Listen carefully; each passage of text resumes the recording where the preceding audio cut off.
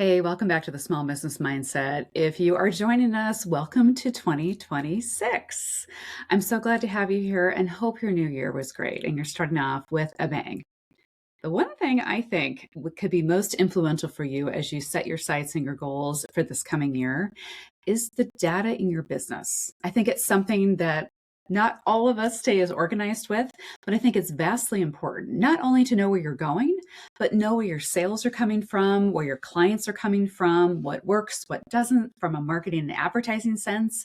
All of the elements that go into your business, data is so important.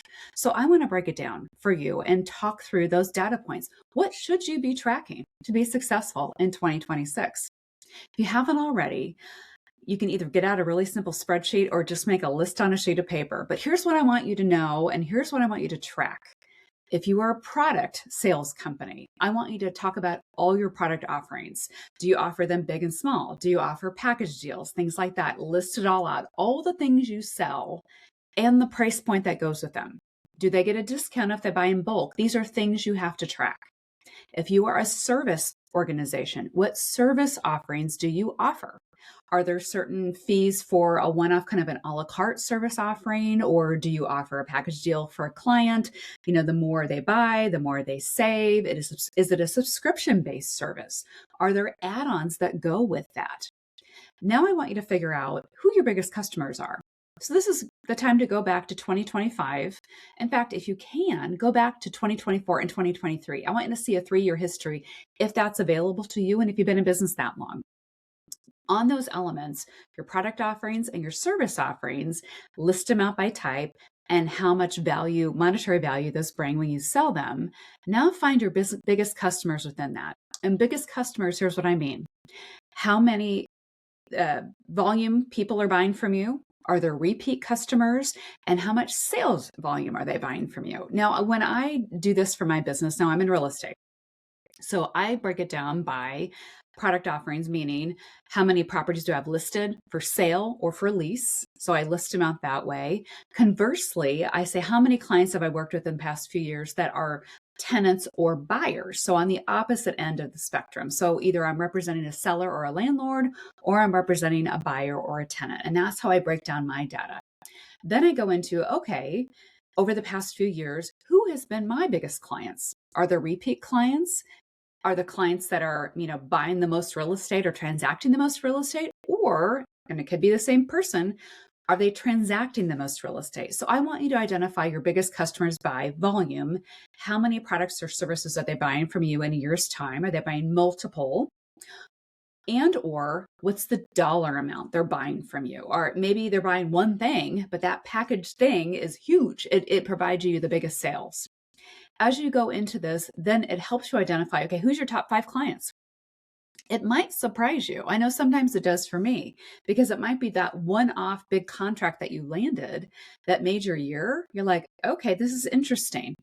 Was that beneficial? How much time did it take for you to procure that client? Is it a repeat client? Is it a client that you started with in a smaller way and over time you've leveled them up? Maybe they started as kind of a one-off client. They bought a small product or service from you. Over time, they bought a little more. They bought a little more. They grew their company. You grew your company because of them.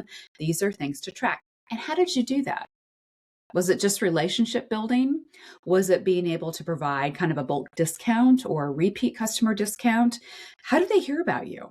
I think this sometimes is the hardest thing to track if you don't have a system set up to track it. I know Google reviews are kind of scary for some people because they don't want the bad reviews. But I think asking for feedback is so important. And if you can do it in a more anonymous type of format, I think people are willing to give you some good, honest feedback. And that feedback can be very important to your bottom line because that allows your customer base or even people that are considering buying from you, let you know, hey, what do they like? What do they don't like? Did they like the process? Were you easy to find? Was the buying process easy? Did they feel like they got value for what they purchased from you, whether it was service or product oriented? Is communication good? Was your follow-up time appropriate?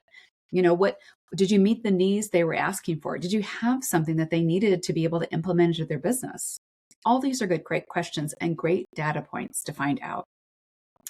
As we talk about how customers hear about you, I am constantly analyzing our advertising practices and our marketing format. I like to think about, okay, how do people hear about us? Is it literally word of mouth? That's great. And I know some industries don't do a lot of advertising because they're like, we don't need to. We have a very solid customer base, which is awesome. But even those companies that have a very solid customer base, what guarantees that customer coming back again and again and again? Because even maybe you're not doing traditional advertising, meaning you're not putting ads in a newspaper or radio or doing direct mail or social media campaigns. What keeps that client with you? Are you doing other things? Are you celebrating them in some way throughout the year? Are you providing promotional products as a form of advertising? Are you inviting them out to lunch, on a regular basis, or treating them to something, maybe taking their staff, cookies or lunch or a meal during certain times of the year? You do employee appreciation things. So these are all actually, believe it or not, forms of advertising. And especially when you do your taxes this year and you can write off some of those deductions, advertising expenses, at least for me, is a big part of my budget. But thinking, how do I utilize those advertising dollars effectively to make sure I'm just not throwing money out there and hoping it sticks? Sometimes you got to try it that way. But more importantly, I want to make sure my advertising efforts, things that I'm spending money on to go and not only retain current clients, but to recruit new clients, is being effective. And the data will help support that. So that's why I want to know, where did a customer come from? How did they hear about us? Were they a repeat customer? So things to add to your spreadsheet. Were they a repeat customer? Did they hear about you through social media? Did they come to you because they were a referral? Oh, you worked with this guy down the street or within their network. He told me to call you. Those are things to track, and then make sure you send a thank you note to the guy that referred you. In addition to that, I think it's very easy for us to spend money on things that sound like a good deal, but if we're not really analyzing them and tracking them, how good of a deal are there? Now, not to say that advertising efforts, sometimes you have to try a different system for a while to see if it sticks. But what metrics are you putting in place to see the response time? If you don't know, you're like, well, we spend $10,000 a month on Google ads. What kind of return are you getting? You should have those analytics set up on the back end, either on your website, on your sales system, so you know exactly if they're clicking through the Google ads that they're coming to you and you know why. And is it worth it? It's a hard thing to say. Next, I want to talk about your staffing. Now, you might have a big team, you might have a sales team, you might have support staff, you might have people on the production side. As you think about your efficiency of your business and where your sales are going, usually the number 2 biggest expense for any business is your payroll. And is your staff getting paid by commissions only?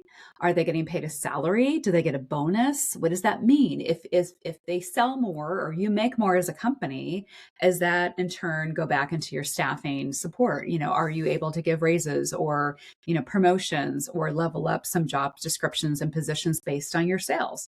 Is your team bought into your sales goal? Maybe you're the only one that does the sales and everyone else helps support that. But do you have enough sales or staff members to support what you're trying to do in your bottom line?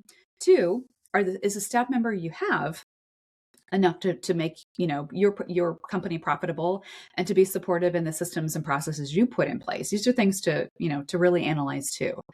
I think it's all too common as business owners. Hopefully you love the staff that you work with. They're wonderful people to have on your team and they do a great job for you. But sometimes we get in a position where we might like somebody because they're just really great people. But when it comes to it, the productivity of our team, maybe they're not the most productive, but you like them. You hate to let them go.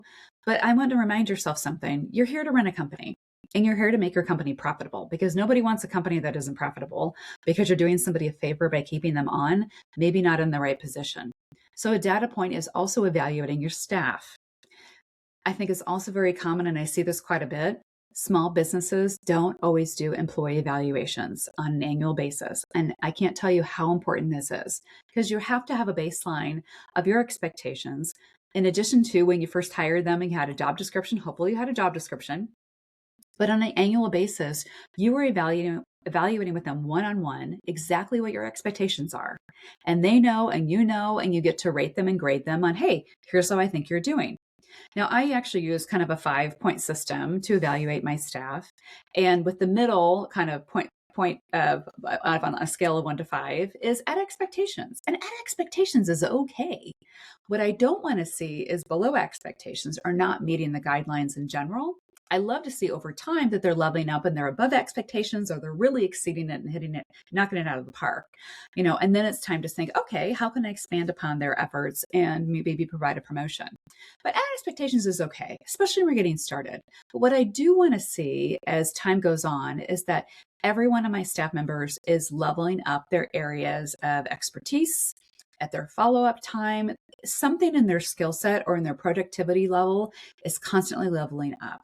I'm not saying leaps and bounds. That's not necessarily my expectation. But then I'm using the data to make sure I can see a progression in their growth and our company's growth. Because the last thing you want is dead weight, just because somebody's nice. But if you're having to take on extra work because a team member isn't, and you hire them to do that, that's a hard decision and a choice you're going to have to make. Because these are all data points within your business that can make you profitable. All right. And then the other thing I want to talk about is your inventory. Now, even if you're a service-based business, you might have digital inventory or virtual inventory that might be stale or stagnant. That's a data point. When's the last time you updated things like logos, branding, signage? If you're a product-based business, okay, when's the last time you made an enhancement to your product offerings? Is there a new way to package it? Is there new technology or upgrades that you need to make sure that not only you implement for your company, but your customers know about this and what makes it valuable to them? I think we assume that, hey, I create the platform, we just let it roll, right? Okay, well, the way the world moves, we move pretty fast. Even if you make some tweaks to make it more efficient for your customer base. Hey, I was able to really, create some savings within this product or service offering. I'm passing this on to you as the client. Woo! Okay, what a great thing if you can give them some savings. That will also allow you to add on additional product offerings or service offerings for additional dollars. If you can save them some on kind of your bread and butter, attribute or your product offering, but then you're able to layer on some other things that in the long run save them all money. What a great thing. But I think evaluating that on a regular basis is important. I'm not saying you need to change your service offerings multiple times a year or product offerings multiple times a year. That's very cumbersome and there's a lot of labor that goes in with that. And it might make you feel like, hey, listen, you're kind of switching things up too much for your customer base. But having those data points within your industry, and you know your industry best, but maybe you reach out to people within your industry. What are best practices? What is the expectation of your customer base? How often do you need to change or upgrade or customize something to meet the needs of your clients?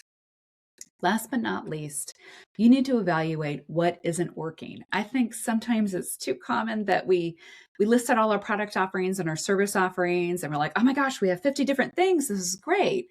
Is it too many? Can you pare it down? If you have an offering, product offering, service offering that maybe only gets purchased a couple times a year, is it even worth keeping?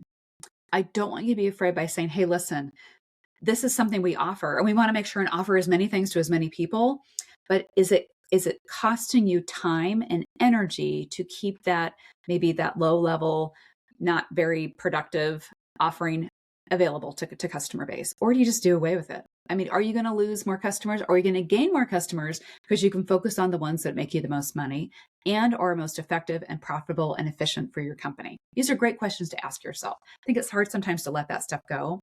I'm going to give you an example. When I opened my own company, one of the areas that I heard from my client base was property management. And I work with a lot of small business owners. And so I had small business owners that were investing in commercial property, which is great. And sometimes the property came with extra space. Like, hey, what a great investment. I can occupy my company here and then I can, lease out the rest of it. So have some income coming in. It seems like a win-win. I've done this as well.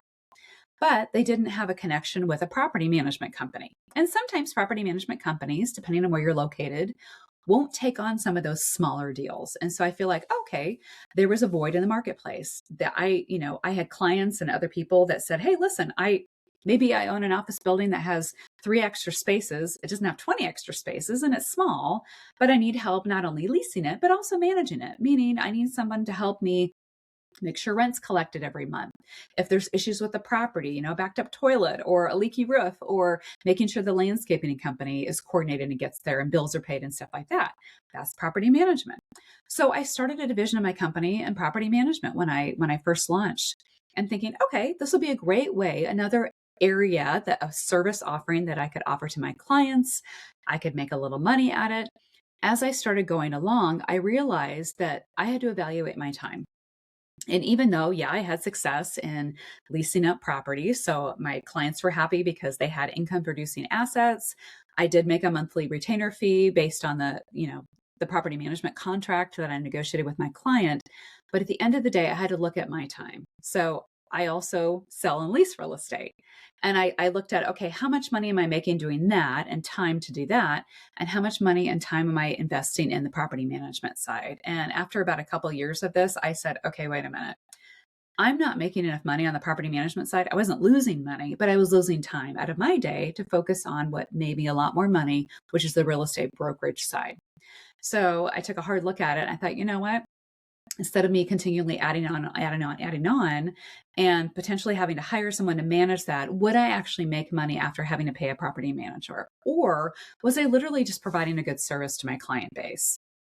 So that I actually made the hard decision to walk away from the property management side. Now, I still manage my own properties, but those are properties I self-manage myself, so that I can incorporate that and kind of do a tax deduction standpoint on my bottom line. But to do it for other people, unless I had a system where I had the volume to do it and have more of an automated system, it did not make financial sense to me to continue on with that. I'm not saying that couldn't come back in the future, but I know, talking to some other property management firms and how they handle it, and I made some great referrals, and I feel pretty confident that my clients are taken care of very well on the property management side. That's all they do. And so they have a system that is based on multiple units, so they can, economize based on their systems and processes they put in place, and automations that not only saves them money, but saves their clients money, because they can do it more effectively and efficiently. And those are one of the things I want to challenge you with. Take a look at your systems and processes. Are there things that you need to stop doing because it's not effective and it costs too much money? And even though your customers might love it, do you love the time and the effort it takes to do it? That's a hard question. You're like, if you could get that off of your plate, would it free you up to do more of the things that are more impactful and help your company grow in a lot more efficient way? These are some hard questions to ask. So I hope you got something out of this today. I want to hear from you. What systems do you use, and what data points have you figured out? I also want to hear about how many product offerings does your company offer, products your company offers. I know I have a good friend of mine. I think she said she has 50 different product offerings, which is awesome. But she updates them on the regular. She tends to look at what her customers' needs are, where she sees a void in the marketplace, and she's able to produce that. So she's created a catalog of sorts, and it's all virtual, which is awesome. But you might be somebody that, no, I physically have to inventory and keep this in practice. I need to make sure my wholesalers and my, service suppliers and my suppliers that, give me the product line are still available. Is that worth it anymore? So these are some hard questions to ask. I hope you kick 2026 off and make it the best year ever. See you soon.